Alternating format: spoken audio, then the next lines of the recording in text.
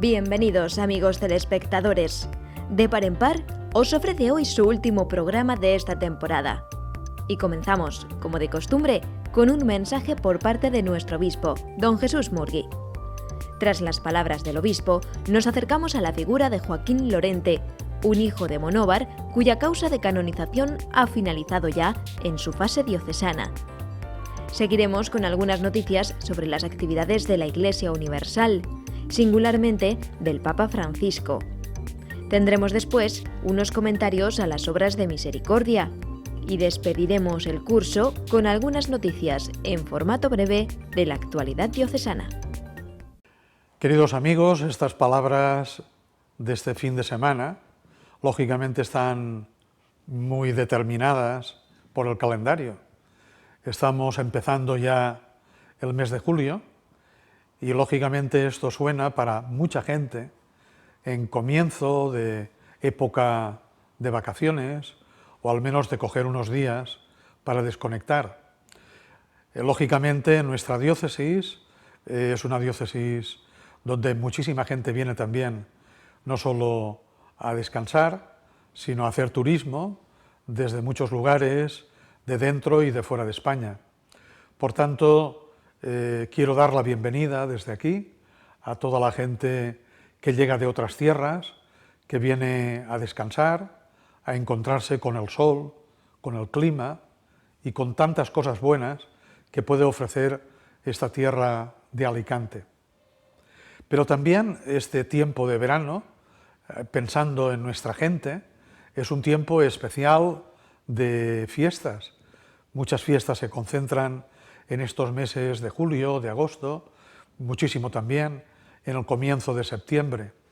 Yo quisiera desde aquí enviar, igual que he dado la bienvenida y he dado mi saludo a toda la gente que viene a veranear o los turistas que acuden a nuestra tierra, mi saludo a toda la gente que hace posible que en el verano las cosas sigan funcionando, sea en fiestas, sea para la gente turista, sea para la gente que pasa su verano en pueblos. Gracias a todos los trabajadores del mundo de la hostelería, gracias a toda la gente que se sacrifica para que otros tengan vacaciones o tengan fiestas, se sacrifican manteniendo los grandes servicios públicos, la sanidad, el transporte, tantas cosas que hacen posible que los demás podamos vivir y funcionar. Y finalmente decir que el verano, además de ser época de fiestas, de vacaciones y de turismo, es una época de peregrinaciones. La diócesis en este tiempo inmediato, en este mes de julio, vamos a vivir dos grandes experiencias de peregrinación. Una peregrinación a Lourdes, con la hospitalidad diocesana, será el traslado de tanta gente enferma y de tanta gente que les sirve y les ayuda a Lourdes junto a la Virgen.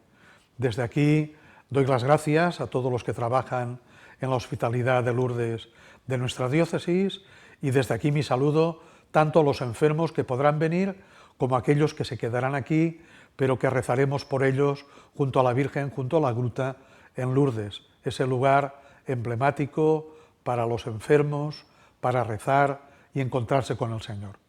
Y finalmente, a final de julio, lo que iremos también con mucha gente joven, a Cracovia, a la Jornada Mundial de la Juventud, a estar junto al Papa en este año especial de la misericordia, después de haber hecho ya peregrinaciones como la de los sacerdotes en el jubileo sacerdotal. Os animo pues a vivir un verano feliz, en el descanso, en el trabajo, en la peregrinación, en la fiesta. Es un tiempo precioso, de vitalidad especial en muchos de nuestros pueblos, para mucha de nuestra gente.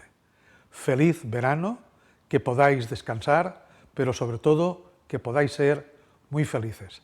Dios os bendiga. Gracias. Un saludo muy cariñoso y cordial, amigos y amigas de nuestro programa diocesano de Par en Par. Hoy os agradecemos muy especialmente vuestra atención y el tiempo que nos habéis dedicado durante todo el curso, ya que el programa de hoy es el último de la temporada. Hay varias personas de nuestra diócesis que han fallecido con fama de santidad.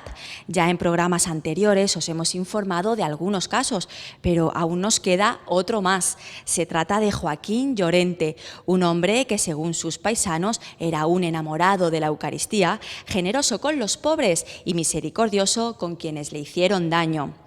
Recientemente ha concluido la fase diocesana para investigar su presunta fama de santidad. El acto tuvo lugar en la parroquia de Monóvar, donde Joaquín vivió, y de par en par se fue hasta allí para poder contároslo. Estamos en la parroquia de San Juan Bautista de Monóvar en la tarde del lunes día 20 de junio. Don Jesús Murgui, nuestro obispo, preside este acto que clausura la fase diocesana del proceso de canonización de Joaquín Llorente, nacido en esta localidad el 24 de marzo de 1893.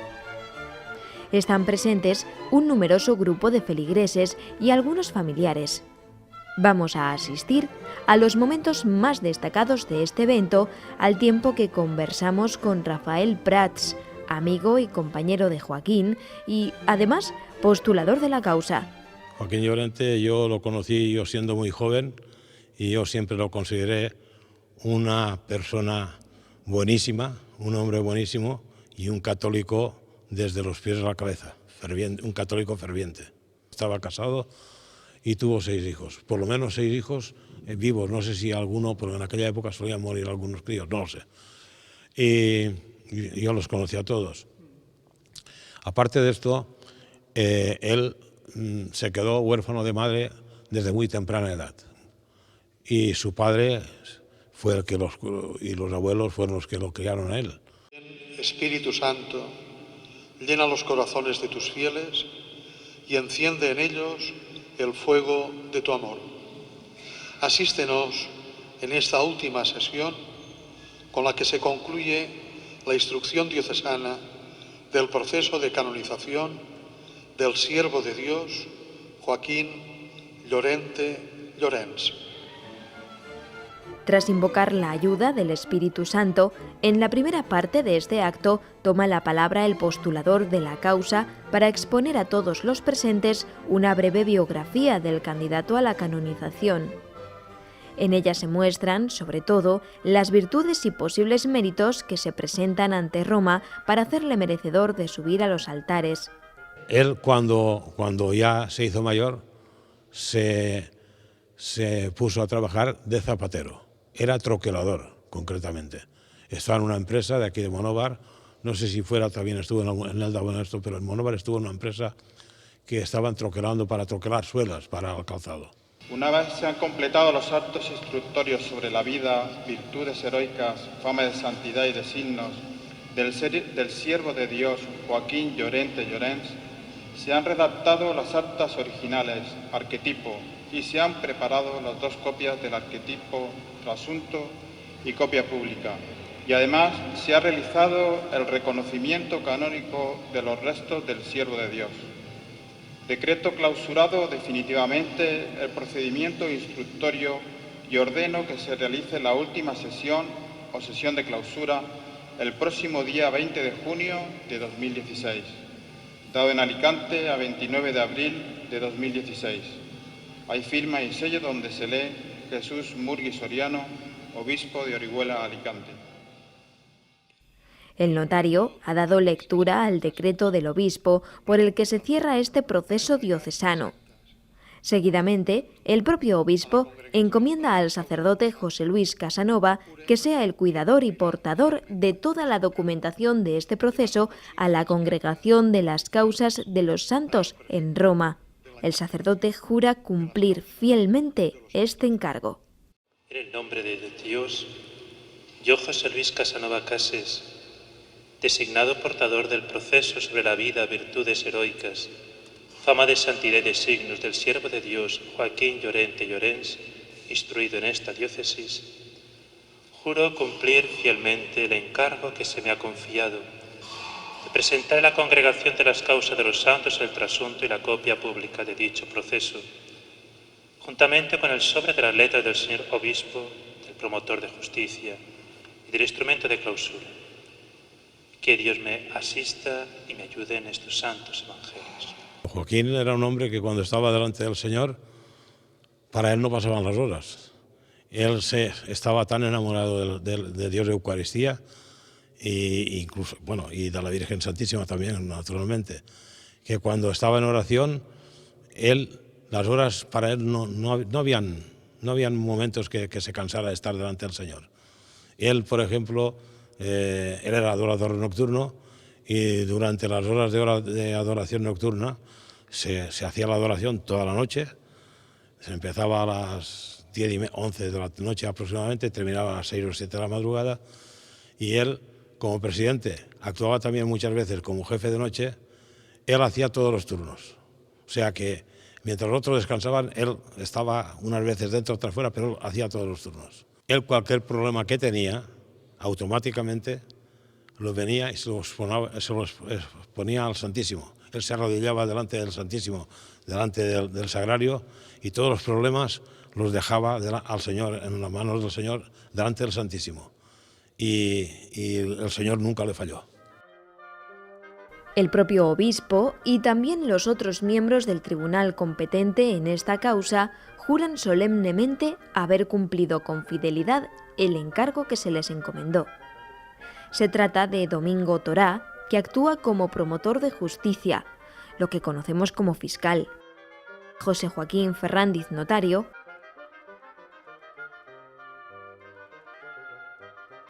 y Rafael Prats, postulador de la causa. Era un hombre, económicamente era pobre, era un hombre pobre. Era una familia humilde toda la vida. Crió una familia de 6 hijos y a todos los crió con dignidad. A todos les enseñó la base católica de la religión católica. Bueno, pues a pesar de ser así, él socorría a todos los menesterosos de Monóvar. Yo no sé cómo lo hacía, pero él siempre en el bolsillo había algo para algún pobre o algún necesitado de Monóvar. Era un santo. O sea, muchos cuando hablan de Joaquín dicen, Joaquín era un santo. El paso siguiente consiste en organizar las 3 copias de toda la documentación. Cada una de ellas lleva un escrito del obispo que garantiza la autenticidad de la misma. Una vez completadas las carpetas, se envuelven con una cinta blanca y se sellan con cera y con el cuño del obispo. Solo podrán ser abiertas por la autoridad competente de Roma.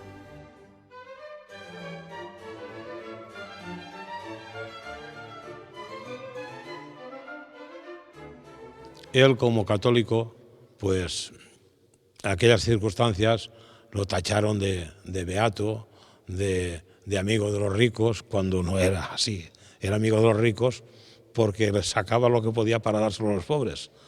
Pero a él, cuando estalló la guerra, lo cogieron, o sea, antes de encarcelarlo, lo cogieron a la salida de la fábrica, y desde la salida de la fábrica hasta su casa, que habría casi 1 kilómetro de distancia, fueron apaleándole, fueron golpeándolo, fueron insultándolo, fueron escupiéndole, llegaron a coger un pedrusco grande para plasmarle, o sea, pegarle en la cabeza, y alguien los detuvo. Algunas personas los fueron apaciguando.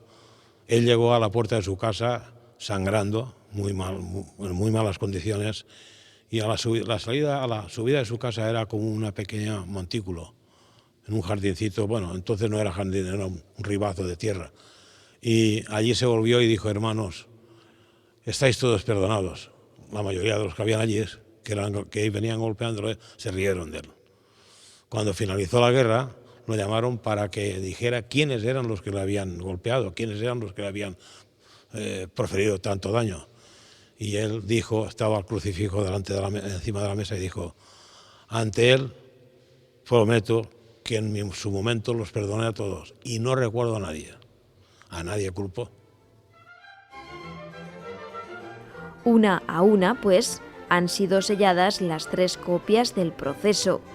Hay además una carta de presentación del obispo. Todo se coloca en un lugar visible ante la asamblea. Bueno, yo con su vida me ha enseñado eso, la humildad, la misericordia que tenía con el prójimo, el amor al prójimo sobre todo, amor a Dios y amor al prójimo. Eran sus fundamentos.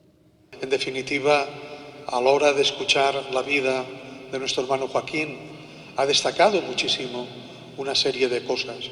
Ha destacado su dedicación a gente necesitada, su corazón bueno y cariñoso con gente que estaba enferma, que pasaba situaciones de necesidad. Pero se ha destacado muchísimo su amor a la Eucaristía, que era de la adoración nocturna, que daba testimonio de ser un adorador constante, permanente, y que, como se ha recordado aquí en Monóver, la palabra Eucaristía estaba vinculada a la vida, al testimonio de nuestro hermano Joaquín. El acto concluye con unas breves palabras del obispo y un canto a la Virgen María, a quien Joaquín rezaba con devoción. «Esta es mi arma», dijo, refiriéndose al rosario en una ocasión en que le agredían.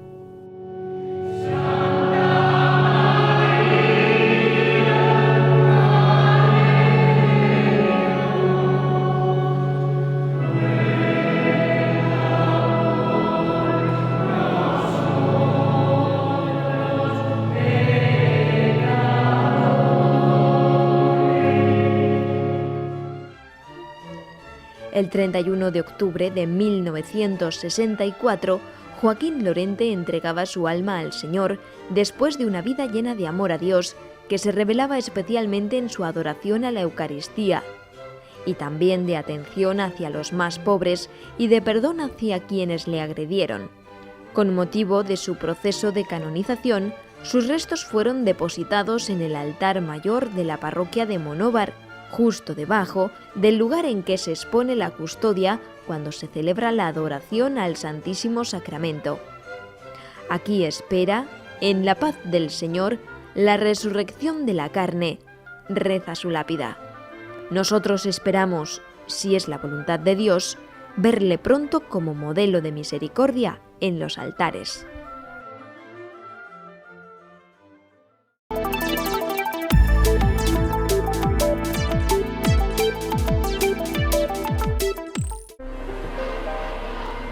Los hombres y las mujeres necesitamos de la misericordia de Dios, pero también necesitamos de nuestra misericordia. Necesitamos darnos la mano, acariciarnos, cuidarnos.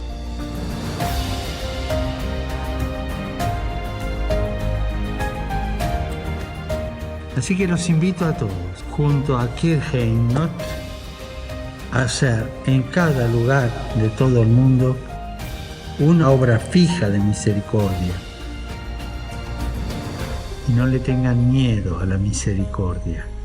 La misericordia es la caricia de Dios.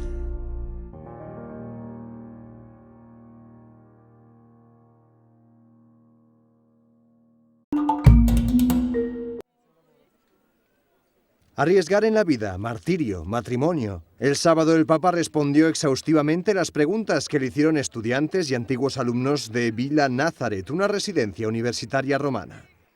Animó a los jóvenes a no ser conformistas y respondió a preguntas sobre la vida cristiana. La parola l'ho detta tante volte, rischia.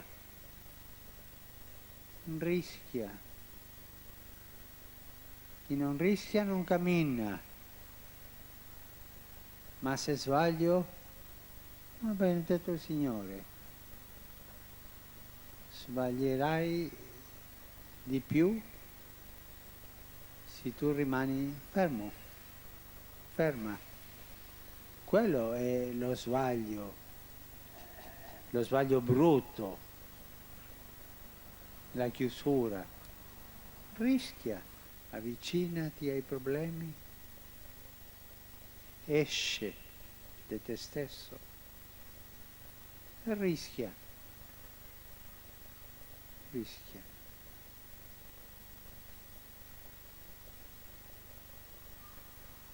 altrimenti la tua vita lentamente diventerà una vita paralitica, felice, contenta con la famiglia, ma lì, parcheggiata. Si è mai trovato in crisi con la sua fede? Dove e come ha trovato il modo di riprendersi, non stancarsi e continuare nel suo mandato da laico prima, da consacrato poi? Questa è una domanda che fate al Papa. Avete coraggio, Tante volte io mi trovo in crisi con la fede e alcune volte anche ho avuto la sfatezza di rimproverare Gesù, ma perché tu permetti questo? E anche dubitare, ma questo sarà la verità o sarà un sogno? E questo da ragazzo, da seminarista, da prete, da religioso, da vescovo e da papa. Un cristiano che non ha sentito questo alcune volte, che la fede non è entrata in crisi, gli manca qualcosa. È un cristiano che si accontenta con un po' di mondanità.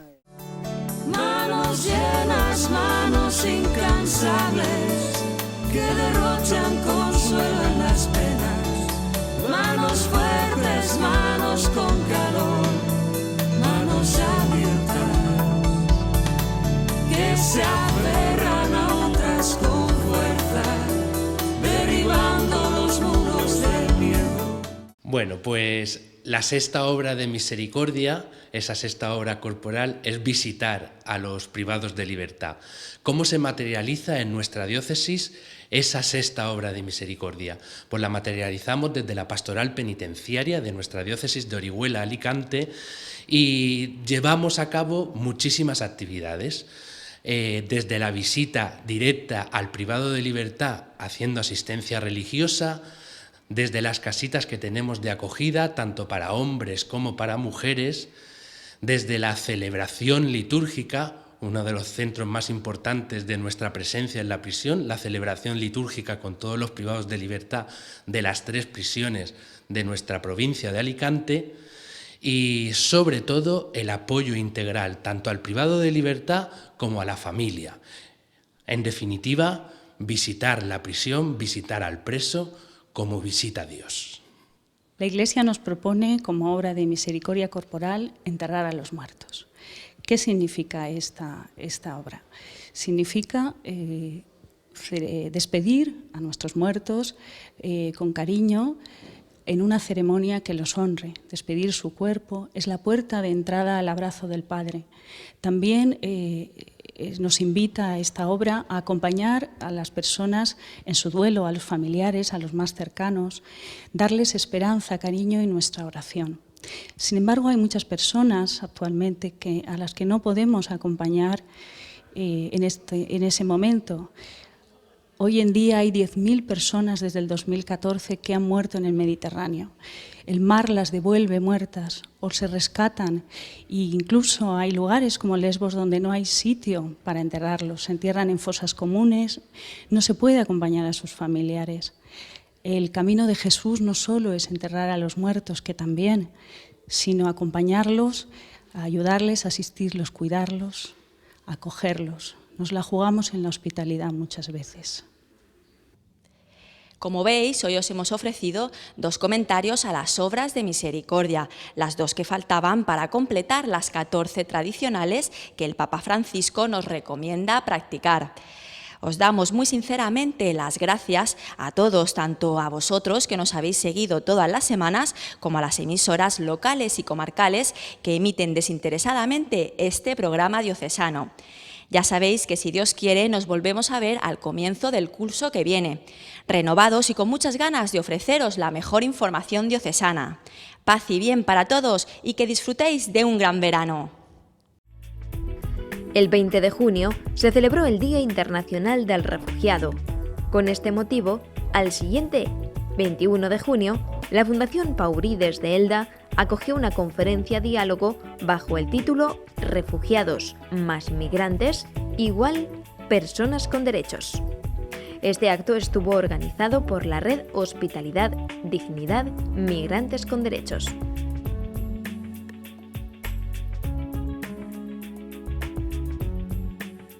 La ponente era Carmen Perea, quien compartió su experiencia en campos de refugiados después de haber vivido como voluntaria con el Servicio Jesuita a Refugiados en la región de Grandes Lagos de África y como cooperante internacional en Sudán del Sur y en la región de Oriente Medio en países como Líbano, Turquía, Jordania y Siria. Durante la conferencia, Carmen abordó temas tan importantes e interesantes como la diferencia entre una persona refugiada y una persona migrante, la vida de una persona refugiada dentro de un campo de refugiados, o el papel de la ciudadanía tras la crisis de personas refugiadas provenientes principalmente de Siria. Y al final, de par en par, le preguntó también sobre otros aspectos de su voluntariado. Pues es muy sencillo. Yo quería sentirme útil y quería ser feliz. Y esa inquietud por encontrar ese camino de la felicidad, de sentirme útil, me llevó a una organización no gubernamental, ¿no? En este caso la Fundación Entre Culturas.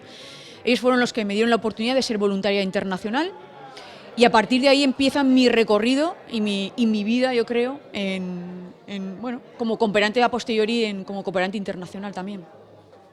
Realmente uno se da cuenta de un tópico, ¿no? De lo pequeñitos que somos finalmente, ¿no? Es decir, cómo lo pequeñitos que somos en todo este mundo tan enorme, de lo afortunados que somos, los que estamos aquí, lo enormemente afortunados, el privilegio de que tenemos luz, agua, es decir, tenemos un acceso, es decir, que a cosas que no somos conscientes, porque hemos crecido con ello, ¿no? Más o menos, en las últimas generaciones desde luego, pero son pequeños detalles de la vida, ¿no? Que uno se da cuenta de que hay personas que no tienen ese acceso.